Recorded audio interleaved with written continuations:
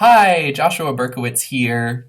At least Joshua Berkowitz's hands and voice. I want to show you some things I've been learning recently about dice reading and to share with you a system that I've been developing for dice reading through a Jewish lens. Here's what you need for dice reading really quickly. You need a mat of some kind. It doesn't have to be a cloth, but I find this is really convenient to move around. And you need a circle drawn on it. I used a dinner plate to trace my circle. That felt super Jewish and appropriate. Connections to food make things Jewish automatically, obviously. Traditionally, I don't know, I guess people say it should be 12 inches. Let me grab my ruler here. It's not quite 12 inches. It's like 11 almost, but it doesn't have to be, to a very specific specification. What you need is a circle that you can regularly roll 3 dice into without all of them going all over the place.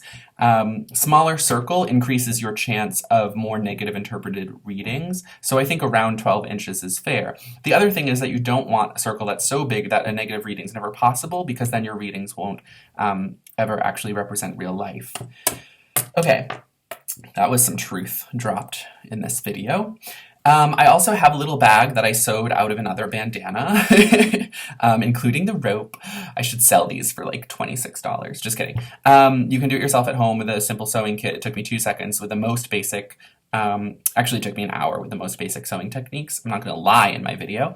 And I carry my mat and my dice around in it, and I fold everything in a very specific way, which I've developed for myself according to my traditional understandings and whatever.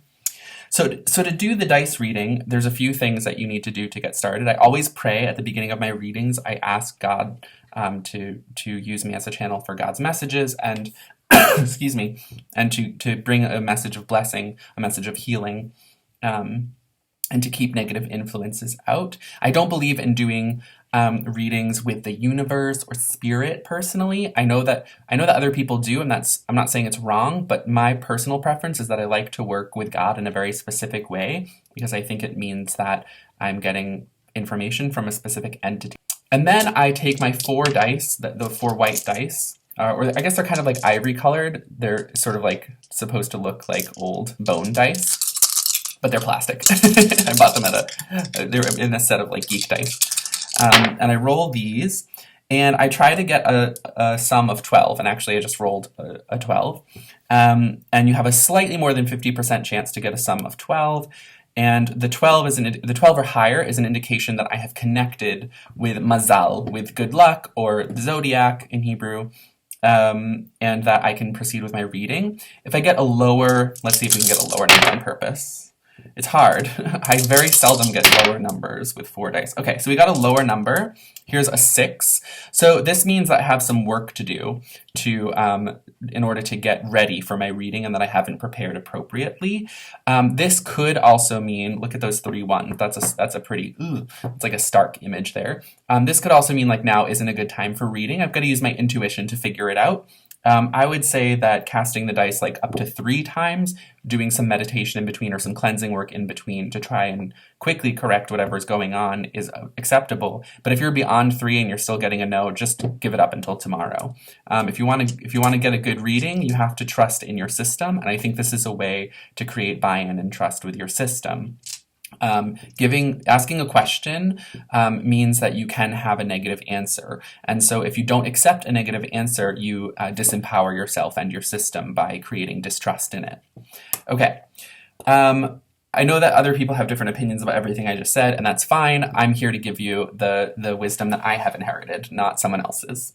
So now on my mat, I've drawn this circle, and I'm going to put my dice in a stack in the middle of the circle. And so what you have here is you have a symbol of feminine energy, a symbol of masculine energy, and then in my mind, the space inside and outside the circle represents the energy in between masculine and feminine, and the energy that stands outside of that binary. So I've kind of queered the divination system by having most of the divination space be genderqueer in its energy, with only a thread of femininity and a tower of masculinity in the center. Sometimes a stack of dice is a stack of dice, as Freud would say. Sometimes a cigar is just a cigar, but I do like to find ways to make magic queer, and it's something that I wrestle with all the time. So that's how I've done that in this system. And I'm going to pray for guidance. I'm going to pray for help. And then I'm going to ask my question and roll my dice. Now, I'm going to do a couple of things here. I'm going to notice the pattern that the dice fall in. So to me, it's like, they're not exactly like spaced out evenly across the space, the reading field, if you will, but they are in a line. So there is some sort of, to me, this feels like a really linear process. So even just from the shape the dice fall in, we're already getting a little bit of a reading. This might be like, oh, I have obligations. I have to do this and this and this. It could represent a schedule, something like that. Then I'm going to look at the sum of the dice together. I wouldn't normally upset them from their shape because the shape is going to have significance in the reading, but just for educational purposes, here they are. And I typically will put them in order from, do I usually do it from greatest to least? No, I usually do it from least to greatest, actually, when I write down my readings. So this would be 9 equals 1 plus 3 plus 5. That's how you write out the record of the reading. 9, which is the sum, equals, and then the parts, 1 plus 3 plus 5. And the parts matter a lot because they tell you more about the reading. So the 9 has a specific meaning, but then the fact that there aren't any repeated numbers has a specific meaning. The fact that these are all odd numbers in order, 1, 3, 5 has a specific meaning. And each of the dice individually, the parts all have their own meaning as well. And we're going to talk about the meaning that I use now. And these are the meanings of sums and parts. And so when I tell you what the meaning for 2 is, that is both the sum 2, when you get 2 pips in the field, and that's also the number 2 within a sum as well. Now you might be wondering, with 3 dice, how do you get a 2? Let me show you. That's how you get a 2. Sometimes the dice fall outside the circle. They're not part of the calculation. That's just a 2. And that's going to be a really strong, really severe 2, actually, because 2 of the dice fell outside of the circle.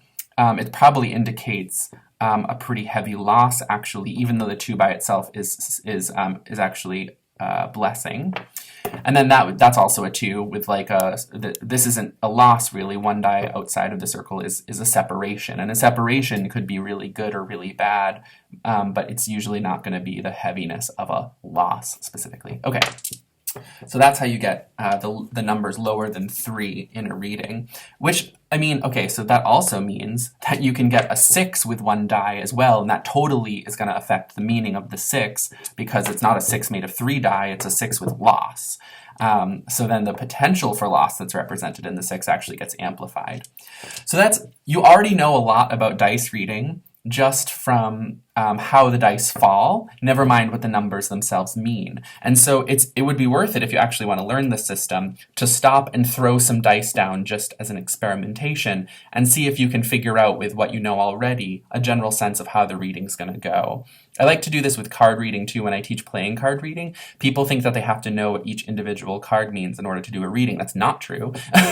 You can actually know what red cards mean. I'm talking about playing cards here. Red cards and black cards mean. Throw down 9 cards and see what the pattern of red and black cards is, and that's a reading. That's a perfectly good reading. In fact, sometimes a lot of the information that I do in a reading comes from the pattern of red and black cards, and I don't even pay attention that much to the individual cards. You can only do so much in a half an hour reading. Okay, let's get to the numbers. So these numbers are not the traditional folklore, New Age, my grandma taught me numbers system. This is a new system I've created with significant numbers in Jewish mysticism and Jewish folk thought, not necessarily Kabbalah, although you'll see some Kabbalistic influences. So what happens when we get that 1 in the circle? What does that mean? That's arira, which means a curse. And so when we get that 1, we want to, we're going to see that pip as a symbol for the evil eye, and we're going to follow up this reading with a check and removal for the evil eye, which is a different ritual. And when this comes up, it's also going to be a negative answer to your question. So if your question was yes, no, and you get a 1, it's absolutely no. It's a very strong no, because this is an extremely rare probability, because 2 dice need to fall outside. And even after the 2 dice fall inside, it's only a 1 in 6 chance that you get a 1. So this is a very serious kind of intense read, and I haven't actually ever seen it in a reading yet. So that's saying something, I think. And like, I don't want this to be a scary thing. Like, if you roll a 1 on your first reading or something, you're gonna freak out. It's a take action thing. It's like there's an external influence here that isn't good. You need to remove it, but removal is possible, and you can do that. Get out your candle and your bowl of water and get going. Do some protection magic. Okay. Now, also, I should say that in folk dice reading and like traditional dice reading, 1 is actually an affirmative answer and 2 is a negative answer. In Jewish numerology, that doesn't really make sense. It makes more sense the other way around, that 1 is the negative answer. You'll notice that a page of Talmud, like the first page of a Masechet, a tractate of Talmud, is never page 1, it's always page 2. That has to do with Arira, with 1 being a number of curse, and 2 being the number of blessing, bracha. So 2 is bracha, and that's also really rare, but really rare and good. And I would say that when you get bracha with 2 dice out, that means that there's going to be something that you lose, but it's really a blessing in disguise. And then when we see it as snake eyes, there's a separation, breakup, something that is also painful, but also a blessing in disguise, except that there's another problem here represented by the individual ones, which represents that there's been some external force at play. So this is probably the most likely role to represent infidelity, actually. Okay, so bracha is 2. Of course, it is a bracha if you get rid of your cheating spouse. Okay. 3, Bina. Here's your Kabbalistic influence. Bina is understanding. It's the 3rd sphera of the tree of life. And so Bina is interesting because if you have all 3 dice in the circle, then the only way to get Bina is 3 single pips. And so this represents to me, it's like 1, 2, 3, order, order, order. This is really rational consciousness. Whatever the problem is, whatever the question is, you need to pursue it in a really rational way. Now is not the time to do magic. Now is not to consult another oracle. Now is the time to take action according to your intellect, according to your rational mind. And then we have dal, which is 4, which means poor. Now, I'm going to show you, I will say that before we get to number 5, 5 is a good number for money. 4 is not a good number for money. It's dal, it's poor. It's not a good number for money. So what's this about? A lot of these numbers are like not quite numbers. 5 would be a great number for prosperity. 4 is the not quite 5. So it's not prosperity. It's the opposite. It's dal, poor. Now, in Kabbalistic thinking, 4 is flow, but no container, and that's basically what this number represents. Is like things might be flow, like outside in the world, things might be going well, but in your world, in your personal life, things don't feel like they're going well. And the reason is that you don't have a container, you don't have boundaries. And so now is going to be a good time to check your boundaries, make a container, do that prosperity magic, get that flowing, or not get that flowing, but get yourself receiving, actually. The flow is probably there when you get a 4. The flow isn't the problem. The problem is your ability to actually receive the flow. And then we get to the 5, and this is a great number for prosperity because it represents the ultimate container. And there's 2 ways to look at this, 2 words in Hebrew, although really the first one is Arabic. Khamsa means 5 in Arabic, and it's a symbol of the hand, the 5-fingered hand. It's hard to figure out the angles with the camera. The 5-fingered hand. In Hebrew, the Chams is actually called Yad Chamesh, the hand of 5. And then we have Shoshana Ben Achochim, which means a lily or a rose among thorns. It might even mean a lotus among thorns. I like a rose among thorns just because culturally, for Westerners, that's the most accessible. Like a rose has thorns, like we know that. Duh, that's like a thing that we know. To be honest, I don't think lilies have. Yeah, lilies definitely don't have thorns, and I have no idea if lotuses have thorns or not. So a rose among thorns makes sense. The species of flowers that were available to the authors of the Tanakh or the Bible were different than the ones we have now. So that complicates things. But a rose among thorns, I don't know. I just gave you a whole thesis on ancient flowers. Didn't need to do that. So this represents having a good container, represents having good boundaries. It's good for money questions. It's good for a lot of different questions, but it can, in extreme cases, represent that the boundaries are too strong and that you're holding people out. And I would expect to see something like this, right? Because there's loss, but there's a 5. So like if there's a container for the flow, but then there's loss, what does this mean? It might be that the container is too tight with this one die. We don't necessarily want to see a single 5 by itself. And also you start to see with this one how some of the symbolism of the pips can actually relate to the mysticism of the number, because a rose among thorns, if you think about the center pip as the rose and the 4 pips around it as the thorns, then you get a nice little magical visual for the rose among thorns there. Do I want to say anything about this? When this comes up, you don't need to be concerned about external forces. It's about what's happening inside of you. Okay, 6. Sheishet Yemei Hamase, or Sheishis Yemei Hamaisa, if you want to get really Ashkenazi about it.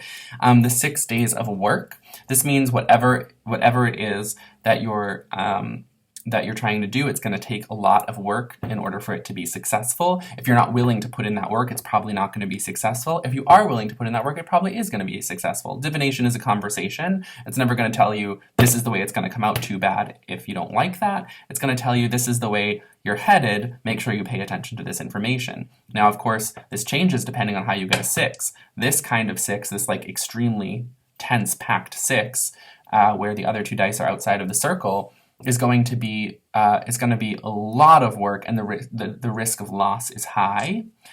But if we get something more like this, we get the 6 in the circle with 1 die out, you might suffer some minor losses along the way, but they'll be worth it for the end result. And also you have a double 3 here. So what does that mean? That's going to point you back to rationality, to the 3, to bina, to understanding, to using your rational brain. It's going to be a lot of mental work, whatever it is that you're trying to achieve there. Okay, number 7, Shabbat. Shabbat, shalom. Hey, Shabbat is our number 7. Shabbat might have, well, I think this is probably not true historically that it's related to the Hebrew number 7, which is Sheva, but there's sort of a play in words, at the very least, if it's not a true etymology, between the words for rest, like Shabbat, which means the rest day, and the word and like the number 7, Sheva. So the 7th day, the rest day, is the Sabbath or Shabbat.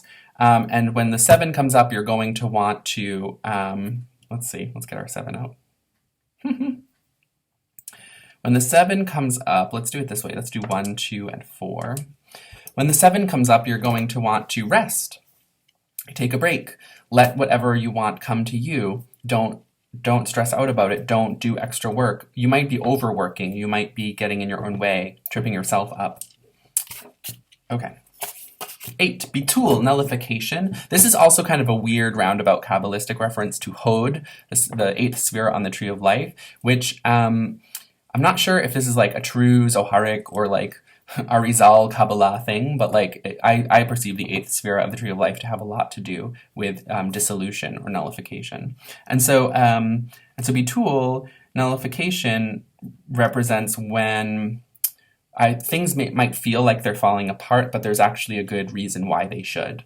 It's a hard number in readings, I find, but it usually brings out that something needs to fall away in order for things to be good in the end. Okay, we're going to move a little bit more quickly here. We approach 20 minutes. 9 is Kisei, the throne. This is also a Kabbalistic reference to Yesod, the 9th sphere of the Tree of Life, but this is also euphemistic. Kisei, the throne, is where you sit your butt and your sex organs. And so this has to do with sexuality. It has to do with the beginning of new relationships. It can be non-sexual relationships, but it's really good for sexual relationships, especially if you're starting one or you want to rekindle a sexual relationship. It's going to be one of those things. That's also, like, sexual energy is also great for money. It's similar energy. And it's also, it puts you in an authority position. If you think of the Kisei as the throne, it puts you in a place of authority. So, of course, it's important to have good consent practice. That's the play between authority and sex. But it also shows us that, like, if you're trying to get a job or you're trying to make changes at your job, you'll probably be in a good position to do so. In a reading like that, you're going to want to create some clear boundaries around this. Okay. 10, Asara. The number 10 symbolizes the number 10, which is Asura, but the number 10 has so much significance in Judaism. There's 10 sayings of creation, so this is a really good card for starting something new, creating something, making something out of nothing.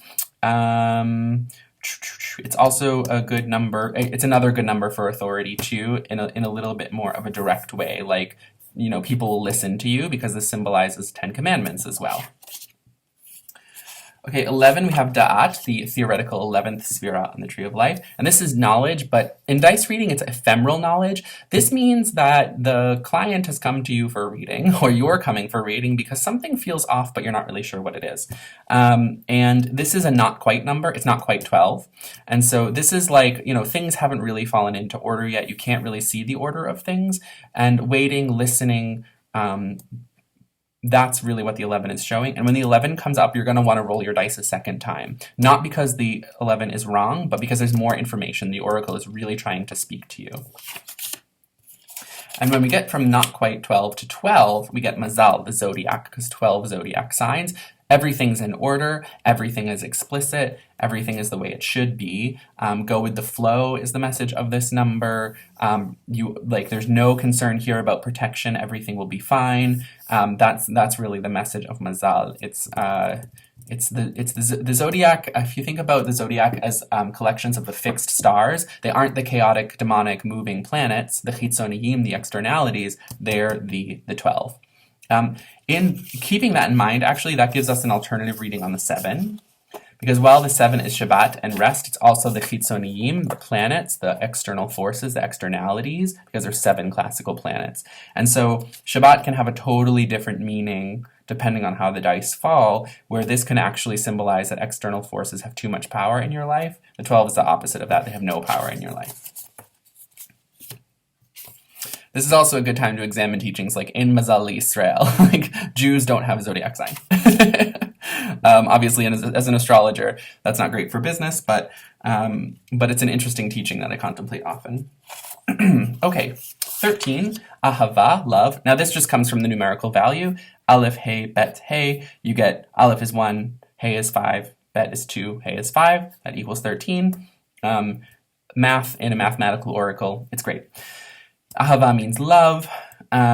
This is great for relationships, obviously. It's great for all kinds of relationships. It's good. It shows that your friends are trustworthy. And it's a great lucky number in dice reading. I mean, it kind of brings with it all of the connotations of the blessing card and of the 18th card, which is the card of life, except that it's really interpersonal. So you're going to want to focus on the blessings that are coming through your relationships with others. This isn't going to be, hey, you're all good by yourself. This is going to be, hey, you're all good because your friends are good, because your family is good, because people are being supportive of you. Okay. 14, moving right along, is Yad. Yad actually is how you write out the number 14 in Hebrew, Yud Dalet 10-4. But it also means hand. This is what I like to call the hand of power, or the outstretched arm, if you will. It is the Zroa Netuya, is that how you say it? Outstretched arm, I think it is. It shows influence over others. So if you're in a situation where you're like having a struggle with authority, this is going to show that eventually you'll get the upper hand. How do I do it? Upper hand. That's how you do it with the camera angle.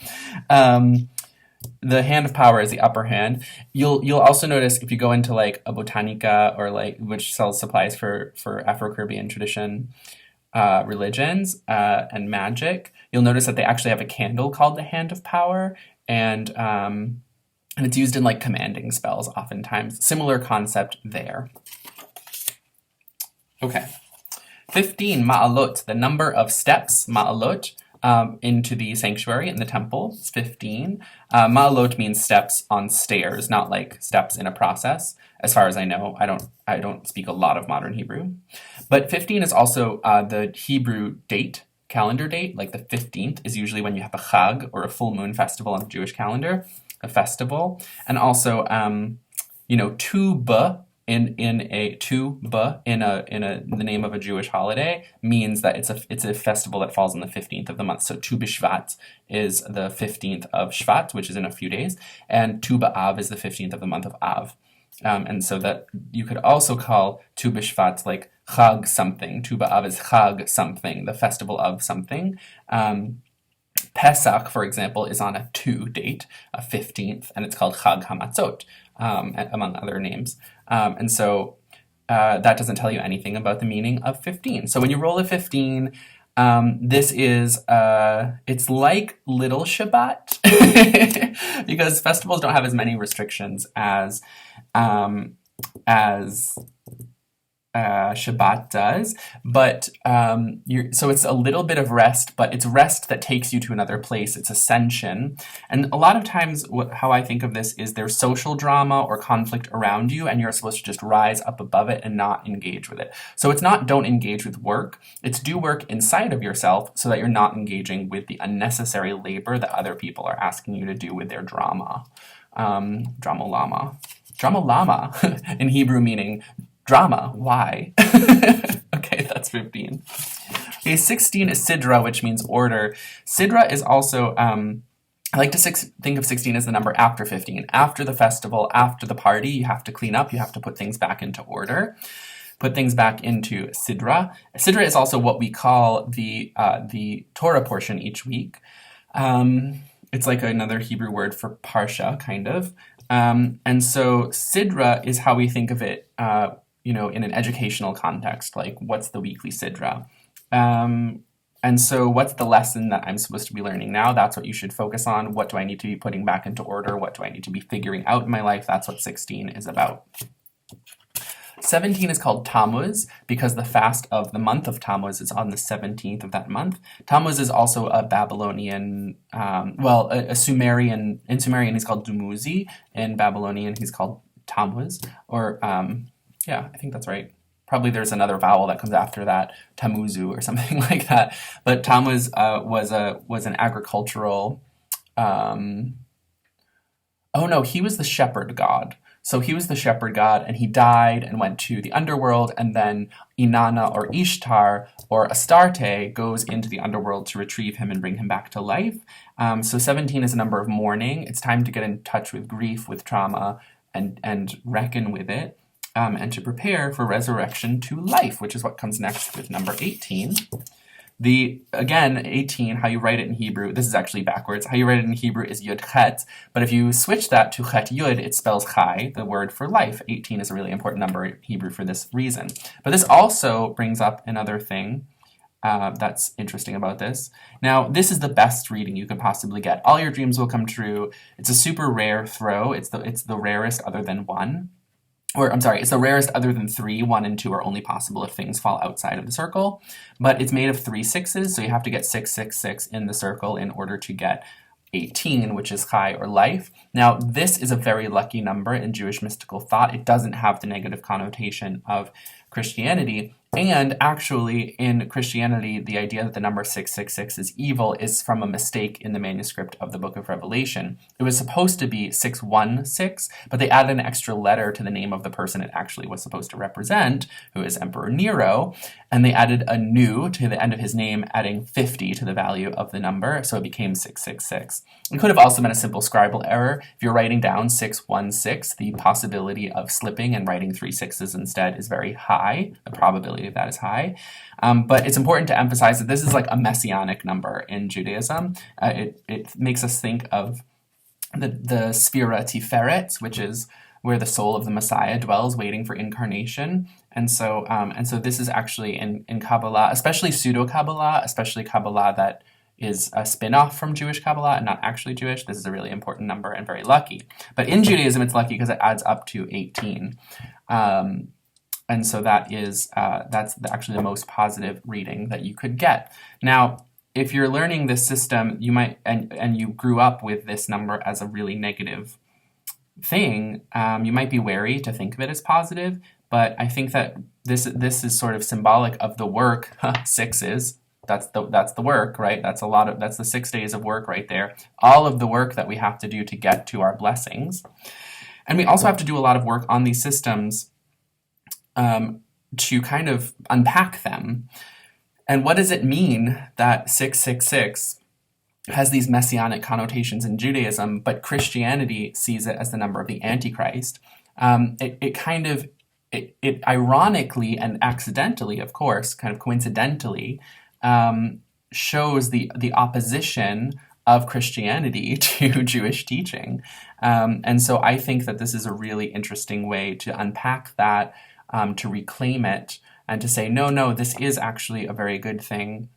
And we should look forward to seeing this in our circle readings. Okay, so those are the numbers, and how to read them from a Jewish mystical perspective, a kind of new Jewish mystical perspective. I totally made this system. So you're welcome to adapt and change it as you will, but if you use my system, give credit where it's due. And the things that I really love about this system, here, let's do some pros and cons. Things that I really love about the system is old bandana carrying case, 4 white dice, 3 colored dice, and these can be any color. This is the color that I work with most magically, is light blue. And my partner picked these out and was like, oh my god, these are beautiful. And I was like, yes, they're perfect. Let's get those. So these are not hard to come by. You can pull them out of old games or stop by a game shop and patronize local business. And you get a marker and you draw your circle, and here you go. You have a system of divination. It's very domestic in its symbolism. The numbers will change for you, what they mean over time. They will shift. Your understanding will expand. You'll come up with new associations. It's a very flexible system, and it likes to speak very directly, which I really like too. It's helpful to know the numbers. It's really important to also follow your own intuition. So there's so much you can do with this system. That was a really flying by the seat of our pants introduction to it. But I also want to say that I give readings in the system. And I've actually decided that for the rest of the month of January, I'm going to do readings for $5 in the system. So for a $5 deposit into my PayPal account, you can get a little dice reading. You do need a question. I find that these readings work best with a question. So you have to send me a question to get a reading. But I send you back basically a paragraph that's like, here you go, here's your reading. And people have found them to be pretty insightful. They're really good for helping to make decisions, and for moving through difficult times or through blockages, perceived blockages or otherwise in your life. I think they're also really good for identifying where problems are. Like, is this problem in me? Is this my perception that's the problem? Or is this something coming from the outside? Is this some sort of injustice? Is someone railroading me? Whatever it is. It's really good at that. And so I'm offering that as a way to sharpen my skills. Where's that pencil sharpener? Or, and as a service to the community, it's like, okay, if you have $5, you can get a reading. And then next month I'll go up to normal rates, whatever those will be. I'm actually thinking, for the first time in my psychic career, I'm actually thinking of lowering my prices, because I just feel such a calling right now to make my work more accessible to other people. So look forward to that. But I hope you enjoyed. If you have any questions, hit me up.